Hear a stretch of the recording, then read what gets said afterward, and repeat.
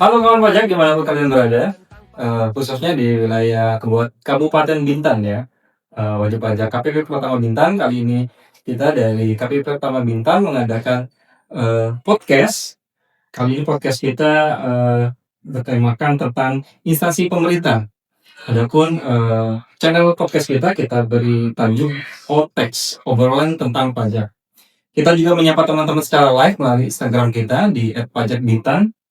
Telah hadir di sini ya, para penyuluh yang ganteng-ganteng, cakep-cakep. Iya, ada Kak Ayu. Bagaimana kabarnya Kak Ayu? Alhamdulillah baik nih Bang Dodi. Selamat sore nih kawan pajak semua. Ada juga Bang Yandoko. Gimana Bang Yandoko? Bintan gimana Bintan? Asik. Jadi teman-teman pajak perlu ketahui ya bahwa kita bertiga ini penyuluh pajak di KPP Pertama Bintan ini terhitung baru ya di Pertama Bintan, jadi baru kurang lebih 3 bulan lah ya. 3 bulan. Kurang lebih 3 bulan baru bergabung di KPP Pertama Bintan, dan ini perdana kita menyapa kawan-kawan pajak Kabupaten Bintan, dan juga wilayah Kabupaten Bintan itu di Dabo ya, Pulau Lingga dan Pulau Singa. Pulau Singkil. Untuk pulaunya itu kita belum ingat ya. Belum ingat. Nah, balik lagi ke tema yang tadi saya sampaikan bahwa pada sore hari yang cerah ini, alhamdulillah Tanjung Pinang posisinya saat ini cerah ya. Tadi siang 42 derajat. 42 derajat. Waduh. Jadi gitu kondisi Tanjung Pinang yang kalau hujan seharian gitu, kalau panas malah panas banget ya. Nah, balik lagi ke tema. Kita pada sore hari ini akan membahas mengenai instansi pemerintah gitu. Jadi instansi pemerintah itu sama saja seperti perusahaan atau orang pribadi, itu punya kewajiban perpajakan. Tentu seperti itu. Mungkin Kak Adi bisa jelaskan gambaran umumnya bagaimana instansi pemerintah? Oke, ini kawan pajak. Jadi instansi pemerintah itu memang bukan subjek pajak. Itu seperti perusahaan yang tadi dijelaskan oleh Bang Doris. Tapi dia punya peran nih di perpajakan, yaitu sebagai pemotong atau pemungut pajak. Gitu. Jadi kan instansi pemerintah ini kan mendapatkan dana APBD atau APBN ya. Iya, betul. Nah, di situ atas penggunaan dana APBN atau APBD tadi, maka ada kewajiban dari instansi pemerintah untuk memungut atau memotong pajak atas transaksi yang menggunakan dana tersebut. Tentunya sesuai ketentuan, gitu Bang Doris. Oh, jadi sudah jelas ya bahwa instansi pemerintah itu ada kewajiban. Ya. Yaitu tadi memotong dan memungut. Dan tentunya itu membayarkan pajak yang jelas itu kan ya. Kalau nggak dibayarkan bahaya. Bahaya pidana ya Bang ya. Nah, kalau kita bicara kewajiban instansi pemerintah tadi yang dijelaskan Kak Ayu ya. Apa saja kewajibannya Bang Yan ya? Kalau secara umum ya, secara umum kan sebenarnya sama dengan kewajiban wajib pajak pada umumnya. Jadi pajak itu kan yang pertama harus, kalau orang biasa kan itu dia harus bayar pajak. Nah, kalau instansi pemerintah bukan bayar pajak sebenarnya, dia mau memotong atau memungut. Jadi dia wajib melakukan pemotongan, wajib melakukan pemungutan, wajib melakukan pembayaran atas pajak yang dipungut tadi dan pelaporannya. Oh gitu. Ya. Nah, yang pajak apa aja tuh Bang yang menjadi kewajiban instansi pemerintah? Kewajibannya itu kalau pemotongan itu ada pasal 21, itu atas karyawan, atas honor, atas gaji, seperti itu. Misalnya kan ada sering narasumber seperti itu. Nah, pasal 21. Kalau pasal 22 itu biasanya kalau ininya belanja ya. Belanja kan di atas 2 juta itu harus. Oh iya, di atas 2 juta. Ada batasannya. Terus juga pasal 23. Pasal 23 itu biasanya atas jasa, penggunaan jasa, perbaikan segala macam. Dan satu lagi itu PPN. Oh, instansi pemerintah juga bayar PPN ya? Bukan bayar ya, bukan bayar, dia memungut PPN atas belanjanya tadi. Jadi cukup banyak juga ya kewajiban perpajakan terkait instansi pemerintah ya. Nah, kalau contohnya tadi pasal 21 misalnya tenaga ahli ya, mengundang narasumber gitu ya. Terus kalau pasal 23 itu terkait jasa, jasa kalau barang, intinya seperti itu. Oke. Nah, kalau gimana? Bang Doris. Ada tambahan? Biasanya kan gini, kenapa sih kok orang namanya uang negara ngapain juga gitu ya untuk dipungut lagi ya kan, seperti itu kan sering kan ya Balik ke kita negara lagi gitu. iya betul sekali. Itu sebenarnya kan fungsinya bendahara ini adalah untuk mencatat sih sebenarnya. Mencatat atau mengadministrasikan atas dana yang sudah diterima dari APBD, lalu ada pertanggungjawabannya. Itu kadang ada pertanyaan kan seperti itu, ngapain juga uang negara udah dikasih diekspor lagi kan, seperti Malah itu. maksudnya ngurangin belanjanya negara gitu ya, Betul. kalau uang pajaknya di situ. Oh iya. Tapi disitulah namanya bentuk dari pertanggungjawaban penggunaan IPBN APBD tadi ya, betul. Nah kalau dari sisi administrasi nih, kalau misalnya instansi pemerintah belanja barang itu apa yang harus dilakukan gitu? Belanja barang. Ya. Oke, jadi pada saat misalnya nih bendahara ini melakukan belanja barang ke orang pribadi atau badan usaha. Nah, jika badan usaha atau orang pribadi ini PKP, maka dia akan menerbitkan faktur pajak. Oke. Faktur pajak ini diserahkanlah ke bendahara. Nah, di bendahara ini saat akan membayarkan, maka dia sudah harus memungut PPN-nya untuk disetorkan. Jadi yang menyetorkan adalah bendahara ya, bukan dari yang menerbitkan faktur pajak. Kalau sebenarnya kan kalau sebagai PKP dia kan yang membayarkannya kan.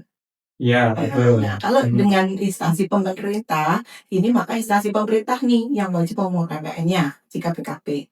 Nah, untuk penghasilannya sendiri, jika ada pembelian barang, maka dia harus memotong PPh pasal 22-nya. Oke, pasal 22. Berapa persen? 1,5%. Mau diyakinin lagi? Ya, saya memastikan seperti yang tadi Bang Yan omongin, bahwa ada batasnya kan. Iya. Oke. Tadi bicara faktur pajak. Itu kan kalau rekanannya PKP ya. Nah kalau rekanannya tidak PKP, nggak ada ininya, nggak ada faktur pajaknya. Apakah juga tetap harus bayar PPN? Sebelumnya tidak. tidak. Tapi sekarang sudah wajib. Jadi kalau benda reku transaksi memang terkait PPN itu kan harus spesifik ya. Maksudnya kan ada beberapa juga kita ditanyakan, Pak ini kan transaksinya kena PPN nggak? Kalau PKP kena PPN nggak? Batas 2 juta itu berlaku nggak? Nah, kalau dia PKP dia tetap minta faktur namanya. Jadi kan kalau dia PKP rekanan itu kan menerbitkan faktur pajak. Nah itulah yang diminta sama bendahara, bahwasannya buktisannya dia sudah dipungut nanti dasarnya. Nah kalau yang non PKP gimana? Nah itu gimana tuh? Kan dia nggak bisa nerbitkan faktur nih. Nah kalau non PKP itu bendahara memungut PPN palu renteng.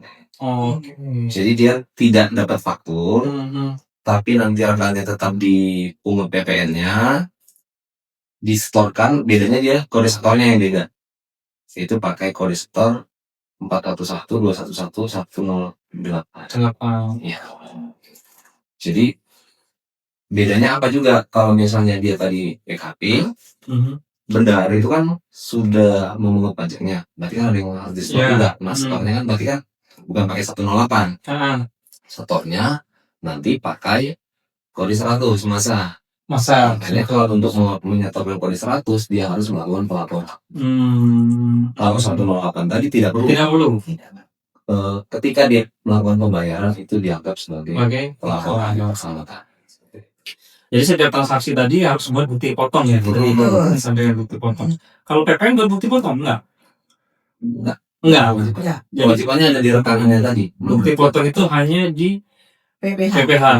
Oke, jadi setiap ada transaksi buat bukti potong gitu ya. Gimana caranya? Susah nggak sih buat bukti potong itu? Enggak lah. Enggak ya. Sekarang ini kan zaman online ya, Doris ya. Jadi kalau sebelumnya memang tuh sebelum tahun 2025 ini ya, kita kan menggunakannya memang terpisah-pisah nih untuk aplikasinya. Nah sekarang sudah dengan Kortek. Nah Kortek ini mencakup semua pelaporan. Nah termasuk dengan bukti potong tadi. Nanti silakan kawan pajak di mana yang untuk perusahaan ya atau orang pribadi tadi, maka setelah dia bertransaksi maka bendahara ini masuk ke dalam korteknya, lalu membuatkan yang namanya bukti potong. Nah, disesuaikan mana bukti potongnya untuk pasal 22 atau 23. Lalu kalau untuk PPN-nya hanya tinggal dilaporkan jika dia menggunakan faktur pajak. Faktur pajak. Gitu.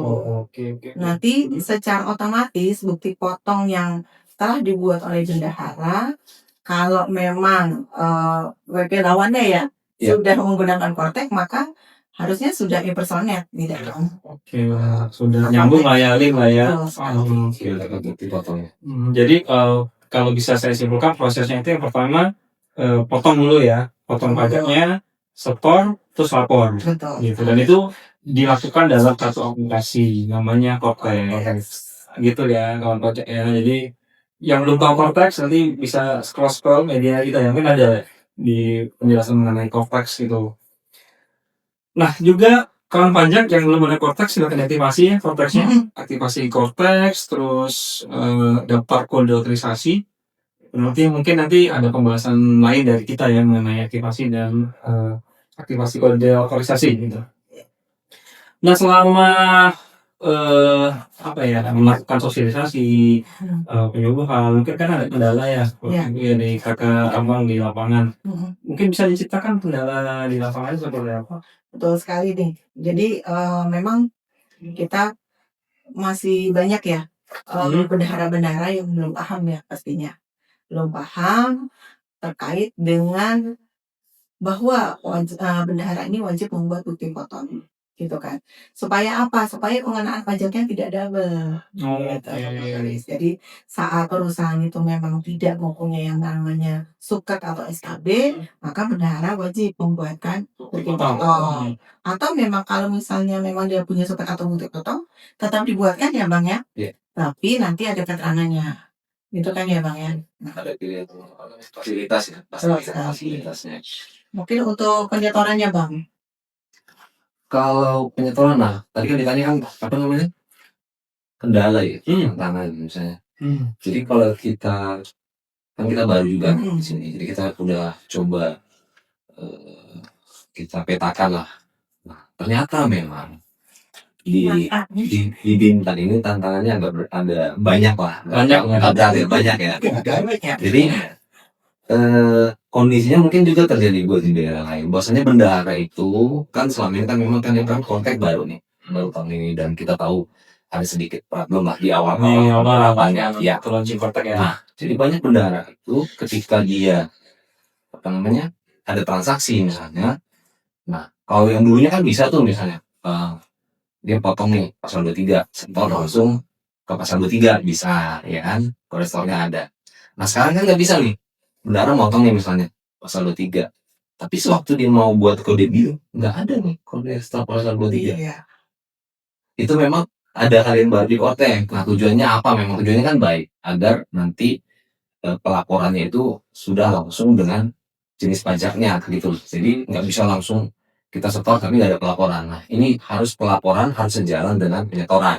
Kortek sistemnya seperti itu. Nah jadi solusinya memang ada namanya sekarang kan deposit pajak di Cortex. Ya di Cortex itu ada namanya deposit pajak. Jadi para bendahara itu menggunakan sarana itu. Dia potong nih pasal 23 setor deposit, potong pasal 22 setornya deposit. Nah jadi yang terjadi nih sekarang setor deposit itu gede nih memang. Tapi kita belum tahu ini nilainya setelah pakai pasal 21. Nah itulah yang mau kita edukasi nih sekarang, dan kita sudah beberapa kali mungkin ke BKAD, kita juga ke Satpol PP kemarin ya Bu ya, sama juga ke kelurahan kecamatan. Kita edukasi nih, kita kumpulin tuh bendahara-bendahara, kita ajari cara pembuatan bukti potong dulu, karena awalnya kan dari situ tuh baru bisa pelaporan, baru bisa pembayaran. Di situ sih. Oh jadi kendalanya mungkin dari sumber daya juga ya? Ya. Maksudnya mungkin juga teman-teman bendahara juga seringnya ganti yang kita ajarin ini nanti yang ngerjain orang lain gitu ya. Kayaknya kendala yang umum lah ya di daerah seperti itu ya. Belum lagi mungkin di KPP Pertama Bintan kan wilayahnya banyak kepulauan ya, Iya. banyak Iya. kepulauan. Buat kita menjangkau wilayah-wilayah yang itu agak susah ya. Ya, Tuh. apalagi yang tadi yang di awal disebutkan itu ya. Apa? Apa link enggak ya? Singkat ya, Singkat. enggak gitu. Abang udah pernah ke Hah? Belum. Ini aja. Abang ini ya gitu. Jadi bisa lah ya, Bisa. udah sikap kalau nggak ketemu penguasa di sana. Nah itu loh Bang Yoris, karena tadi juga ya, karena kepulauan dan tempat terpencil tadi, kendala internet itu juga. Oh iya, Itu juga. Benar. Karena pernah ya kita juga pengalaman mau ke desa, lalu kalau bisa cuacanya cerah supaya apa? Supaya pada saat kita lancar. pendampingan itu lancar. Ya, alhamdulillah sih waktu itu kita cerah ya, sehingga internetnya lancar. Seperti itu kendala banget ya untuk mereka yang ada di tempat yang agak terpelosok. Jadi sebenarnya satu sisi teknologi memudahkan ya kan, Betul. dengan teks, lapor nggak keluar ke kantor, Iya. kemana saja, kapan saja. Tapi di satu sisi juga ada minusnya gitu. Kesalahannya Satu juga. Ya di Indonesia kita tahu sendiri kan belum terlalu rata ya. Jangan kan internet, mungkin ada listrik yang belum masuk juga ya kan. Nah itu fungsinya kawan-kawan pajak bayar pajak ya. Bayar pajak buat pembangunan, pemerataan. Nah biar kawan pajak mungkin lebih paham, mungkin bisa dikasih contoh nih. Misalnya nih instansi pemerintah mau belanja laptop, misalnya katakan 10 juta. Ya. Abang sama kakak bisa kasih simulasi nih apa yang harus dilakukan sama instansi pemerintah gitu. Dia ada gambaran nih kawan pajak nonton nih, terutama instansi pemerintah ya. Jadi gini nih, pada saat bendahara beli laptop nih di suatu toko ya, gitu. Maka toko tadi kan pasti akan mengeluarkan faktur pajak. Kita anggap dia adalah PKP gitu ya. Anggap belanjanya PKP ya. Maka dia kan akan memberikan faktur nih. Setelah itu bendahara akan membuatkan bukti potong. Bukti potong di kopi tadi. Ya, karena dia adalah pembelian barang, maka dia pasal 22. Pasal 22. Kenanya adalah 1,5%. 1,5 dari DPP. DPP itu apa? Dasar pengenaan pajak. Dasar pengenaan pajak. Jadi nanti kalau dari harga tokonya itu dikasih harga, kita anggap aja berapa nih? Misalnya 10 juta. 10 juta. Oke. 10 juta, maka itu apakah sudah termasuk PPN atau belum? Gitu. Nah, kalau misalnya dia sudah termasuk PPN, maka kita keluarkan dulu nih yang 11% dari nilai tadi. Ya, jadi 11%-nya dikeluarkan, maka dasar untuk PPh 22-nya dari 1,5% kali yang 10 juta dikurang PPN tadi. Betul. Nah, itulah penggunaan yang akan dituliskan dalam bukti potong. Nanti pada saat itu bukti potongnya maka akan sesuai dengan kortek tadi ya, akan impersonate langsung masuk ke dalam korteknya toko tadi. Nah, setelah itu atas faktur yang diterima tadi maka harus dilaporkan dalam STT PPN pemerintah. Betul. Ya. Di kortek juga. Gitu. Nah kalau misalnya nggak ada faktur tadi yang tadi ya, 411 211 108 langsung disetorkan tanpa pelaporan. Tanpa Nah bagaimana kalau misalnya lawan transaksinya nggak ada NPWP? Gimana tarifnya? Lebih tinggi nggak? Berarti berarti oke kali Bang. Misalkan pasal 22 kan 1,5 tuh, nggak ada NPWP jadi 3% kah? Oh tidak. Atau pasal 23 yang sekarang nggak lagi ya Bang? Sekarang tidak lagi.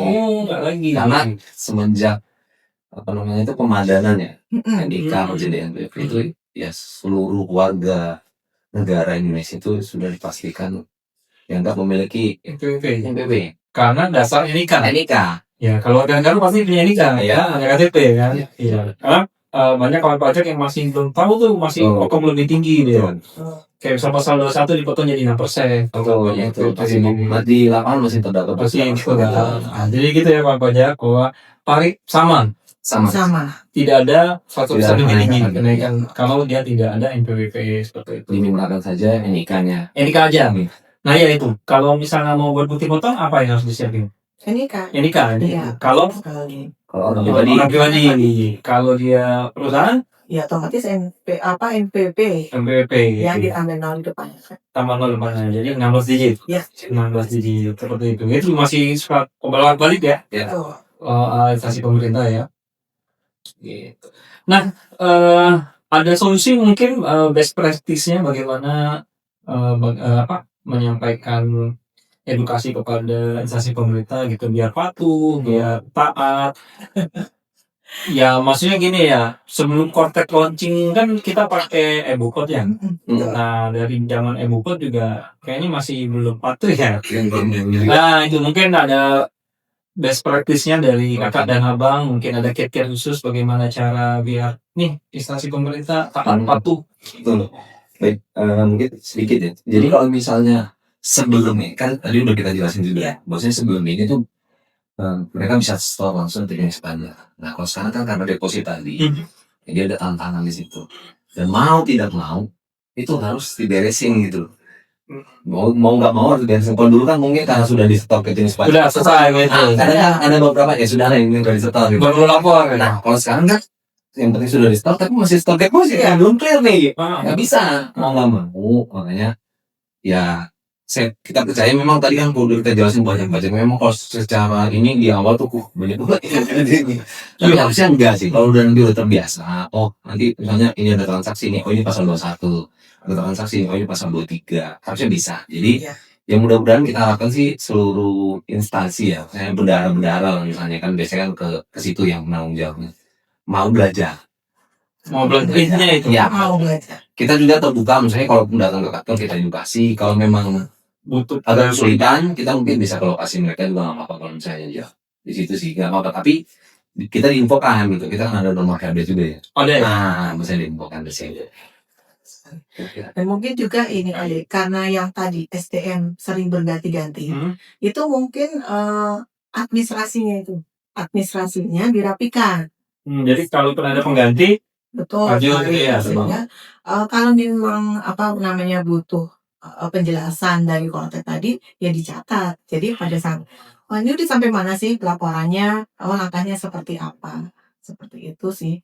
Jadinya nanti walaupun ganti orang itu tetap berlanjut. Oh iya, gitu ya. Apalagi KPP pertama kita tadi ya saya bilangnya luas banget wilayahnya jadi tantangan tersendiri lah bagi para pengguna. Tapi di situ jadi gimana? Semangat ya. Kira haus ya. Jangan dong. Oke. Siap. Karena kan emang di sini kan adanya tadi laporan yang tertib, otomatis lah kita jadi tahu nih. Untuk pemerintah sendiri kan, untuk pemerintah daerah sendiri ada manfaatnya loh Bang. Oh apa itu Bang? Ya, masalahnya kan jadi kan seperti kita tahu ya untuk pembangunan daerah itu kan ada pembagian. Oke. Nah,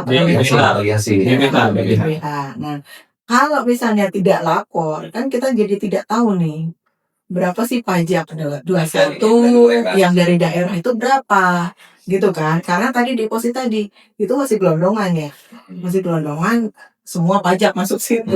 Nggak tahu 21, 23 berapa. Dibagi berapa nih? Nggak tahu. Jadi pemerintah daerah ini udah pasti sebenarnya menyumbangkan ke negara berapa sehingga dana bagi hasil yang untuk ke daerah juga agak tersendat. Perhitungannya nggak sesuai nanti. Betul. Kalau gede nggak apa-apa ya Bang. Tapi jadi pertanyaan awal lah yang banyak juga di internet segala macam. Kenapa sih harus lapor gitu kan? Sudah bayar nih, kenapa sih harus lapor gitu? Pajak bayar aja dah udah terus kenapa saya harus lapor lagi gitu saya udah bayar itu harus lapor lagi SPT ya gitu ya banyak juga pertanyaan gitu kenapa ya ini untuk orang pribadi apa apa ada pertanyaan titipan dari ya kenapa gitu Bang harus lapor Bang kewajiban pelaporan itu kan sebenarnya juga karena kan sistem perpajakan kita self assessment jadi wajib pajak itu diberikan kebebasan untuk melakukan kewajiban perpajakan secara mandiri. Jadi dia boleh menghitung sendiri, melapor sendiri, monitor sendiri. Nah, jadi kenapa harus lapor? Karena ini bagian dari proses perpajakan tadi ya. Begitu dia cuma setor, tapi tidak ada pelaporan, kan pembayaran tadi penyetoran tadi tidak terkonfirmasi. Ada datanya ini apa bayar apa? Misalnya bayar pasal 21 bayar pasal 21 misalnya 1 juta. Kita kan belum tahu itu objeknya berapa, penghasilannya berapa. Nah dari pelaporan tadilah terkonfirmasi, ternyata gajinya sekian. Terus juga bayar pajaknya sekian, sesuai nggak sesuai, ya itu tadi karena sistem self assessment tadi. Jadi dia wajib pajak sudah melapor sendiri, baru kantor pajak mengecek, oh ini sudah sesuai, berarti sudah oke. Gitu. Oke, oh gitu. Ya itu ya kawan pajak ya. Jadi jangan nanya lagi, kenapa harus pakai? Pak gitu. Itu aja harusnya ya. Nanya nggak apa-apa loh. Oh iya. Kan karena nggak tahu, Oh iya. Iya. kalau tahu nanya baru. Oke, nah, ini kita menyapa mungkin ada teman-teman yang join di IG Live kita. Ada pertanyaan. Pertanyaan ya. Iya. Kalau ada pertanyaan, Kayaknya udah paham. silakan di Nanya status boleh ya? komen. Boleh. Abang statusnya ada. Sebelum ini ada berapa yang join live kita? Ada 3.705. 3.705. Banyak. Tapi memang PR kita ya, karena ternyata bendahara di Bintan itu sebenarnya pembayarannya udah terbit juga sih. Oh gitu. Iya, lewat deposit tadi. Cuma memilih dia memang harus ke 21, ke 22 atau Itu yang PR ya. Yang PR. Sejauh ini bagaimana kira-kira lancar? ya ada beberapa yang cepat sekali ya untuk sebenarnya gini, kalau misalnya satu selesai administrasinya lalu disebarkan dan mereka jadi step-stepnya seperti ini dan sebenarnya nggak sulit kan kalau dia rutin. Kak Ayu nggak sulit. Karena itu Tapi Kita boleh sebutkan ya.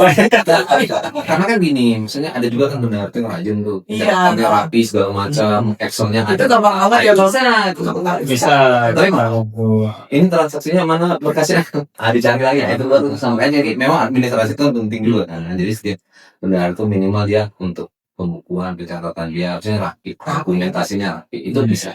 Kalau dia yang aku simpulkan tuh pertama harus mau ya kan. Iya. Dia harus mau dulu nih, mau belajar, mau kerja gitu kan. Iya. Dan biar nggak berat dicicil. Jadi setiap belanja lapor, catat, belanja lapor. Jangan ditumpuk 1 tahun baru mau gitu. Tahu saya beda. Harusnya kan lagi kakak dan abang juga gitu. Gitu ya kawan pajak ya. Jadi memang berat. Ya bagaimana ya karena sudah menjadi Karena sudah kewajiban jadi beberapa bulan kan akumulasi. Betul. dan ini loh Bang Doris, kalau misalnya bendahara nggak buat bukti foto itu yang rugi siapa? Siapa? Coba ayo. Siapa Bang? Siapa? Ayo. Ya kan yang dipotong tadi. Oh iya. Karena apa? Dia jadi tidak bisa kreditkan. Lalu pada saat diperiksa atau pada saat dia pelaporan SPT atas penghasilan tadi yang seharusnya sudah dipotong nih sama bendahara dan pajaknya udah disetor, akhirnya dikenakan lagi kan? Double. Karena buktinya tuh ada. Oh, jadi waktu dia melapor SPT tahunan, Betul. ternyata udah dihutang nih. Padahal udah dipotong, udah disetor. Tapi nggak bisa jadi kredit pajak karena nggak ada bukti potongnya. Kasihan orang transaksinya. Kanannya ya. Betul. Di samping zolim juga sebenarnya. Sampai oh gitu. Iya betul. Itu sih yang paling merugikan untuk pihak lain. Yang kanannya ya. Ada oke, pertanyaan boleh? Boleh silakan. Kita nih Bang. Nah, kita lihat ada pertanyaan. Ih, keren ya, nanya biasanya. Kok apa ya? Itu opsi. Kita menjawab. Oke, ada pertanyaan dari Fahmide29. Siap. Oke. Siap. Kalau untuk aktivasi Cortex masih terkendala email harus bagaimana? Nah, ini ya. Siapa yang Sebenarnya agak di luar jalur, nggak apa-apa lah ya. Nggak apa-apa. Emailnya kenapa dulu? Apakah emailnya sudah tidak dipakai, lupa password atau apa? Gitu kan? Kalau terkendala email, maka silakan lakukan perubahan data. Gitu. Karena apa kan memang pada saat tadi aktivasi apa tadi? Cortex. Ya, aktivasi Cortex tadi itu kan ada namanya konfirmasi ke email dan nomor telepon. Bisa milih ya, salah satu ya. Nah kalau wajib pajaknya aja lupa emailnya, masuk ke dalam emailnya lupa, lalu membuka konfirmasi tadi di mana? Nah, email yang mana? Email yang mana? Akhirnya silakan lakukan perubahan data dengan datang langsung ke KPP. KPP mana saja? KPP mana saja? Iya. Kecuali untuk badan. Kenapa? Kalau badan sekarang udah di mana saja kan? Enggak kan? Kok melempar? Kalau nanya nggak Jadi apa gitu, kalau badan di KPB terdaftar ya Terdaftar. kantor Oh, pajak gitu. Karena harus konfirmasi penanggung jawab. Penanggung jawab. Gitu, biar tahu lah kan. Oh, iya. Kita bukan. Oh, nggak bisa online ya kayaknya? Apa nggak bisa karena nanti kan harus ada konfirmasi tadi. Terus juga untuk kawan pajak tahu ya, Bang, kalau email dipakai bareng-bareng boleh nggak di Bang? Tidak bisa. Oh, nggak bisa. Satu email satu akun. Oh, tidak bisa. Tidak bisa gitu. Misalnya satu orang satu email. Ya. Satu email. Jadi seperti itu ya kawan pajak. Jadi kalau misalnya aktivasi Cortex-nya terkendala sama email, nah silakan ke kantor pajak terdekat. Yes. Gitu. Jadi untuk melakukan penggantian email, updating data email, perubahan data, baru nanti bisa kita aktifasi Cortex seperti itu. Ada lagi satu lagi pertanyaan dari akun Mindir namanya. I-nya 3. Mindir ya. Cetakan kode BINIT sekarang tidak ada deskripsi bulannya. Bermasalah nggak ya Pak Bu? Gitu. Galzi, sorry. Bermasalah apa ini?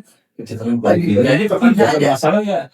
Kode BINIT sekarang tidak ada deskripsi bulannya. Mungkin maksudnya yang ini kali ya, yang deposit ya. Deposit kan ada. Semua sih Bang. Kalau Ditanya bulan. Ada ya. Oke. Terus yang dia tanyakan maksudnya bermasalah di mana gitu. Ya, makanya dia bermasalah kayak ya Pak Bu. Ya nggak bermasalah lah. Enggak ya. Yang pastinya kan di kami akan tetap ada ya Bang. Di kami akan data bahwa dia untuk masa pajak apa. Tetap kami bisa kelihatan di aplikasi kami. Mungkin di kawan pajak enggak. Tapi pada saat pembuatan billing itu kan ada.